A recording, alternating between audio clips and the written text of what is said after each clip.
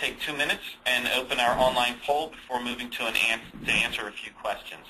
So at this time, please go through and answer these questions, and we'll come back to you in about 2 minutes. The previous poll that we completed, 16% selected internal IT wants to develop their own CMS, 11% internal IT mandate solutions and tools, 23% overall cost to implement, 26% no clear ROI, which was really the basis for this webinar, and 22% too many technology choices.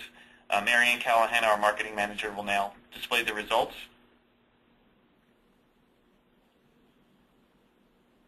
53% overall cost to implement is the #1 reason or biggest roadblock. Interestingly, second is no clear ROI. Thank you very much for your participation in that poll. One of our pages, here's what the page looks like. Can you show us some form of automation? And I think, like they say, seeing is believing.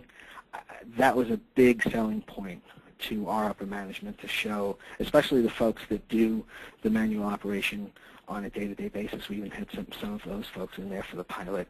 And Really Strategies came in and did this proof of concept for us and showed us all of these things. Actually didn't show us all of these things, which was the beauty of it.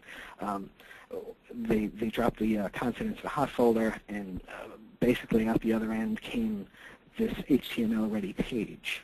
And that was the first indication of the significant time and cost savings that we were going to experience. All right, thank you. And one... Allison, I was wondering if you could expand on the use of a pilot to sell the solution internally. Sure. We actually had what we call a bake-off.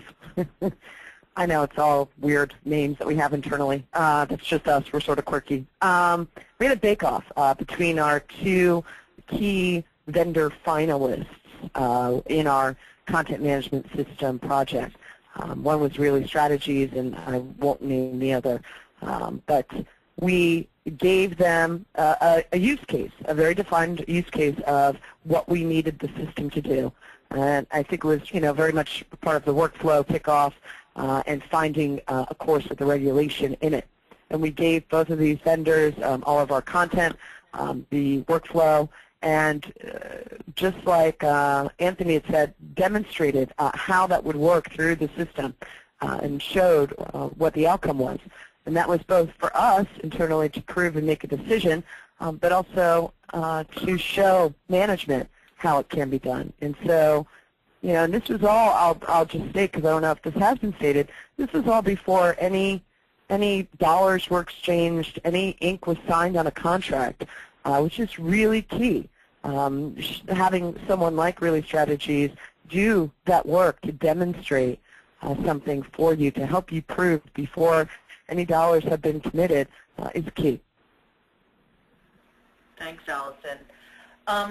Each of you spoke to the importance of communication during the preliminary steps of your CMS integration. Can each of you take a moment and speak to the form of communication that you shared with management? A series of presentations? Was it a specific document that was most helpful?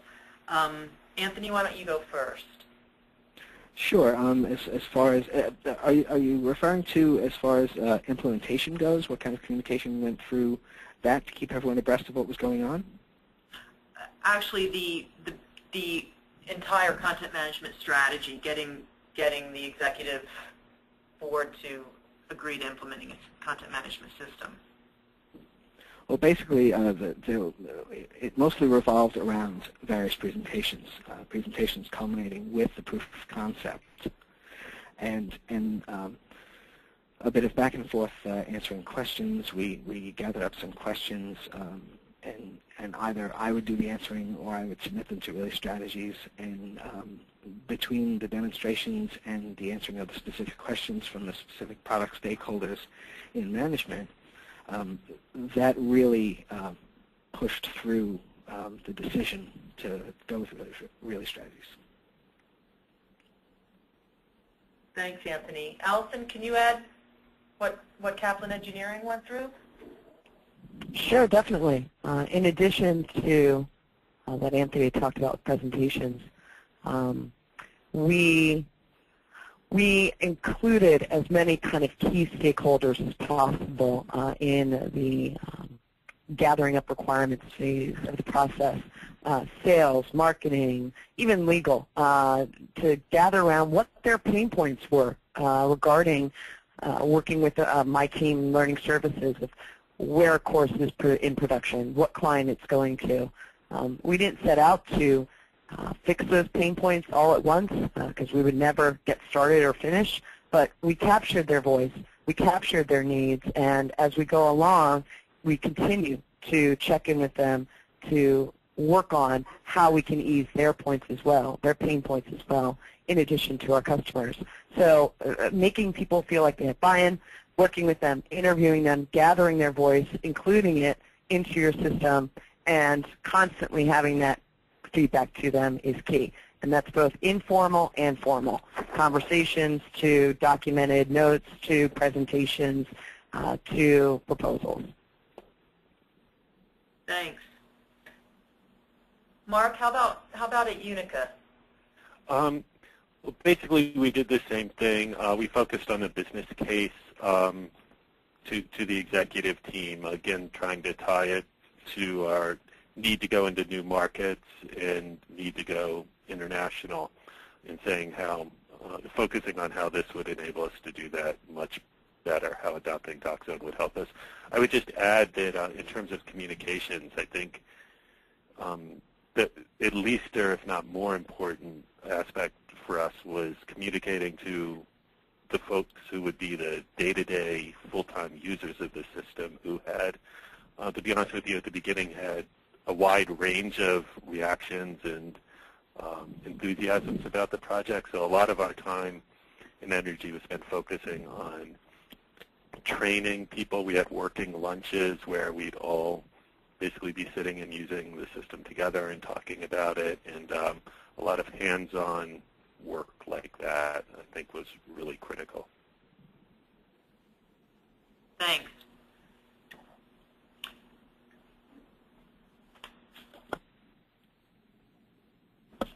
And just as a reminder that we will be having these slides available on the Really Strategies website. I'll be sending an email to point everyone to the exact location.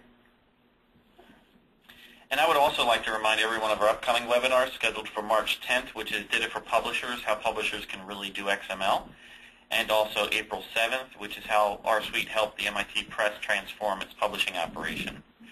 You can find out more information on our blog at blog.reallysi.com.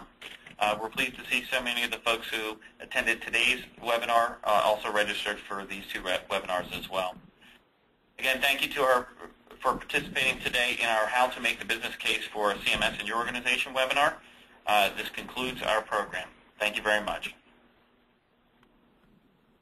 Thank you.